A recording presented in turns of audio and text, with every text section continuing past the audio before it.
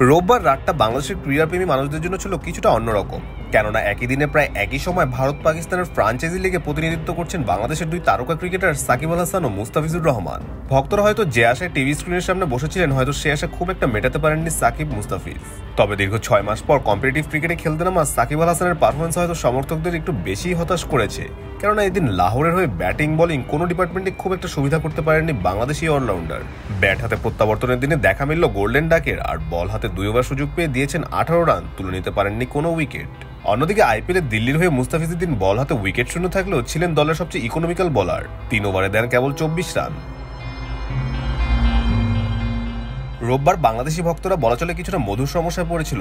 Jamuna electronics ঈদে double খুশি offer season 3, যে কোনো পণ্য কিনলেই পাচ্ছেন নিশ্চিত ঈদ উপহার। কেননা রোববার রাত 8টায় আইপিএলে ছিল মুস্তাফিজের খেলা, আবার রাত 9টায় ছিল পিএসএল এ সাকিবের খেলা। তবু ভাগে যোগে দুজনের খেলা হয়তো উপভোগ করেছেন ভক্ত সমর্থকরা। কেননা মুস্তাফিজের খেলা শেষ হবার কিছুক্ষণ পরে ব্যাটিং এ নামেন সাকিব। আইপিএলে টসে হেরে মুস্তার দিল্লি ক্যাপিটালস ব্যাটিং এ নামে। শুরুতে ডুপ্লেসির উইকেট হারালেও দিল্লিকে মোমেন্টাম এনে দেন কেএল রাহুল। তার অনবদ্য সেঞ্চুরিতে দিল্লি বোর্ডে 199 রানের চ্যালেঞ্জিং পুঁজি জড়ো করে। খালি চোখে 199 রানের পুঁজি যে কোনো টিমের জন্যই চেস করা কিছুটা চ্যালেঞ্জিং। তবে গুজরাটের দুই ওপেনার সাই সুদর্শন ও শুভমান গিল 200 রান পার করলেন অনেকটা আরামায় এসে কোনো উইকেট না হারিয়ে।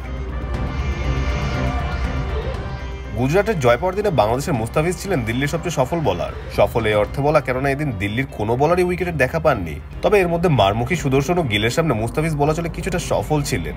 3 ওভারে দেন কেবল 24 রান। ফিজ নিজের প্রথম ওভারে ছিলেন দারুণ, তার কাটারে ভটকে যান গিল সুদর্শন। নিজের প্রথম ওভারে দেন কেবল 6 রান। এরপর ব্যক্তিগত দ্বিতীয় ওভারে দেন 7 রান এবং নিজের সর্বশেষ ওভারে দেন 11 রান। এদিকে পিএসএল এ বৃষ্টিবিঘ্নিত ম্যাচে সাকিবের লাহোর টসে হেরে ব্যাটিং এ নামে। একের পর এক যখন উইকেট পড়া শুরু করলো লাহোরের, তখন বাংলাদেশি সমর্থকদের মুখে চওড়া হাসি। কেননা 6 মাস পর মাঠে নামতে যাচ্ছে সাকিব আল হাসান। তবে এদিন সাকিবের ব্যাটিং অর্ডার কিছুটা পেছনে হওয়াতে 13 ওভারের খেলায় সমর্থকদের অপেক্ষা করতে হয়েছে 10ম ওভার পর্যন্ত। কিন্তু সাকিব এদিন ব্যাটিং অনেকটা আসলেন, দেখলেন, চলে গেলেন। কেননা প্রথম বলেই বোল্ড হয়ে প্যাভিলিয়নের পথ ধরেন বাংলাদেশের অলরাউন্ডার। এরপর সাকিবের বোলিং দেখার অপেক্ষায় ছিলেন সমর্থকরা। কেননা কিছুদিন আগেই সাকিব বোলিংয়ে নিষিদ্ধ হয়েছিলেন। এরপর 2 দফায় পরীক্ষা দিয়ে নিজের বোলিং অ্যাকশন শুধরান বাহাতি অলরাউন্ডার। নিজের 9 বোলিং অ্যাকশনে বল করে সাকিব প্রথম ওভারে দেন কেবল 5 রান। তবে নিজের দ্বিতীয় ওভারে কিছুটা হোঁচট খান সাকিব। দ্বিতীয় ওভারে হজম করে বসেন 2টি ছক্কা, যদিও বাকি 4 বলে দেন কেবল 1 রান। লাহোরে দিন দারুণ ব্যাটিং বোলিং করে শেষে 26 রানের জয় তুলে নেয়। একদিকে লাহোর দাপুটে জয় নিয়ে তাদের প্লে অফ নিশ্চিত করলো, আর অন্যদিকে আইপিএলে মুস্তাফিজের দিল্লি গুজরাটের কাছে হেরে এখনো প্লে অফের জন্য ঝুলে রয়েছে। হাতে বাকি আছে আর 2টি ম্যাচ, যেখানে প্লে অফ নিশ্চিত করতে হলে জয়ের কোনো বিকল্প নেই দিল্লির। কাজী সাকলাইন আহমেদ, যুগান্তর স্পোর্টস।